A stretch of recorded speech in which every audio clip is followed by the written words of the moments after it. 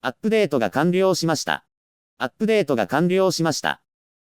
何のでしょう。ああ、きっと昨夜行った整形手術のことです。手術って言わないでくださいよ。お直しです。お直しは重要です。は私の担当美容師さんのお言葉です。で、どこが変わったんですか？わかんない。細かいところもそうでないところも変わったけど。二人ともですか？2人とも。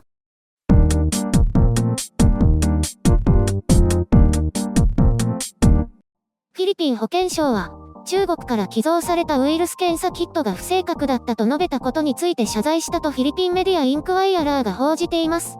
これによると、問題のあった検査キットは民間財団から寄付を提案されていたものだったとしていますが、どの財団からの寄付で、どういったメーカーのものだったかは明らかにしませんでした。フィリピン側は、中国から寄贈された2種類の検査キットは非常に優れたものであり、WHO から寄贈され、国内で承認されたものと同等の基準に達しているとしています。一方で中国は加盟国間での協力体制が整わない EU 諸国に対して積極的に支援の手を差し伸べ、その存在感を示そうとしています。中国は EU を通じてではなく、個別の国に対して直接支援を行っています。このことが西側諸国に対して EU 分裂を目論む動きとして警戒を抱かせることとなっています。中国は各国の首脳と直接電話会談を行いながらも、EU のトップである執行委員長とは電話会談を行っていないことからこう考えられる、と香港メディア SCMP は報じています。EU への加盟を交渉中のセルビアからは、EU からは何の支援もなく、EU の連帯はファンタジー。それとは違い、習近平国家主席は友人であり兄弟だ、と中国を称賛しています。こうした寛容を見せるのは、中国は自らの感染拡大の責任を希釈させようとしているものだとし、中国が発信したフェイクニュースなどを例示して警戒を呼びかけています。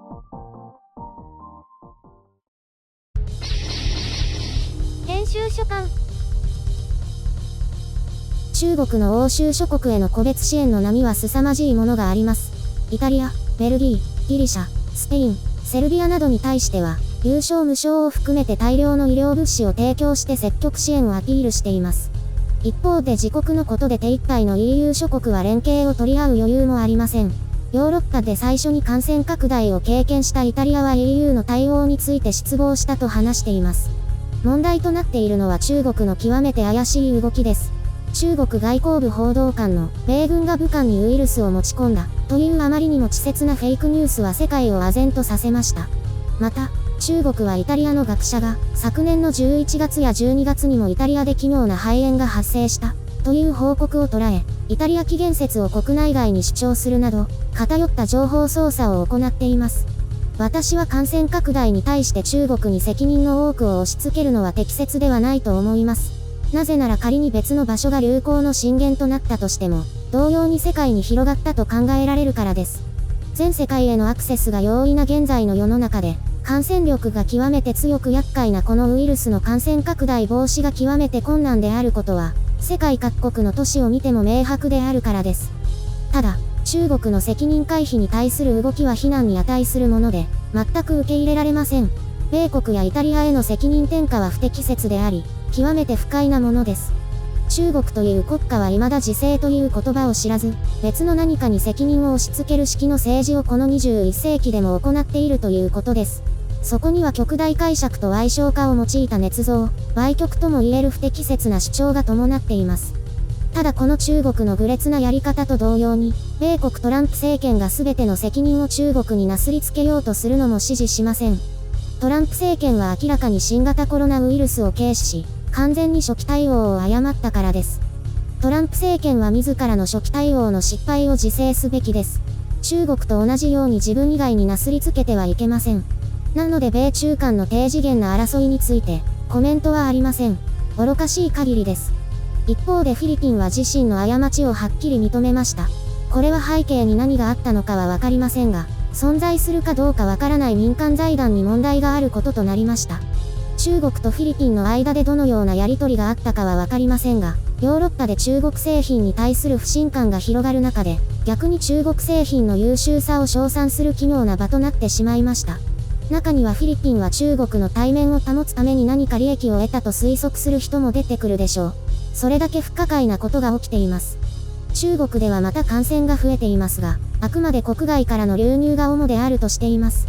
多くの事柄が中国にとって都合よく進もうとしている現状を見て、中国に対して不信感が芽生えるのは無理もないと思います。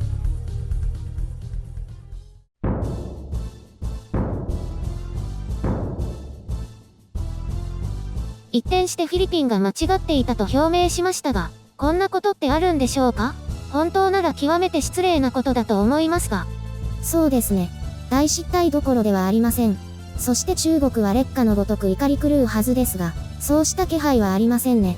フィリピンの謝罪で満足したのでしょうか？これはズバリ、中国はフィリピンに支援を約束することでもみ消したんだと思います。どうですか？だからそれさっき編集所間で話したから、被ってるんだってば。それくらい誰でも思いつくから。誰でも？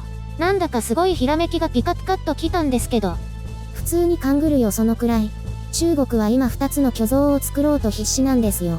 まずは感染拡大の責任回避と、寛大なる世界の救世主であるということです。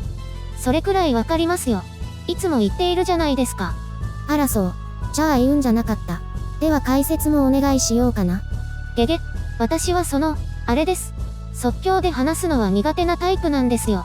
何かの発表の時も大体原稿を作って前の日に何度も練習しないと話せないんです。それは知ってるけど、今ちょっとだけでいいから話してよ。中国はですね、ウイルスが武漢からではないと言っているんですよ。そして、たくさん支援物資を提供して、特にヨーロッパへの影響力を強めようとしてるんじゃないでしょうかね。まあいいでしょう。中国は奇妙なことを言っているんです。健康部門のシルクロードを建設すると、一帯一路には健康部門も含まれるので、それの中心であると言っているんです。ウイルス感染のシルクロードですよね。どちらかといえば。はははは。それ地雷でしょ。一番言っちゃダメなやつ。私終わっちゃいました？捕まっちゃいますか？幸いここは中国ではなく、YouTube 上なので、せいぜい広告掲載に適しませんで終わりですよ。でも中国人が見つけて中央政府に通報するかもです。たくさん批判されてるからこの程度は大丈夫だってば。で、話を戻して。どこにですか？ウイルス感染のシルクロードですか？繰り返すのか。とにかく一帯一路を通じてあらゆる分野で世界の中心となろうとしているんです。今回の新型コロナウイルスとの戦いは、その具現化とも言えるんです。多分私が言いたかったのはそういうことです。何か疑わしいな。本当にそんなこと思ってました？また疑いの目ですか？中国扱いされるのはもうごめんです。今回これで終わっていいのかな？これ以上やると火に油を注ぐ気がする。ちょっと危険な発言もありましたけど、私、今回は結構活躍してないですか？してないね。ゲゲって言わない。そして、なんだか最近私がお笑いキャラのような扱いを受けている気がするんですけど。気のせいじゃないですか。いつも一生懸命頑張っています。一生懸命ってほどではないです。適当に手を抜きながらやっています。知ってます。気も抜けてますけどね。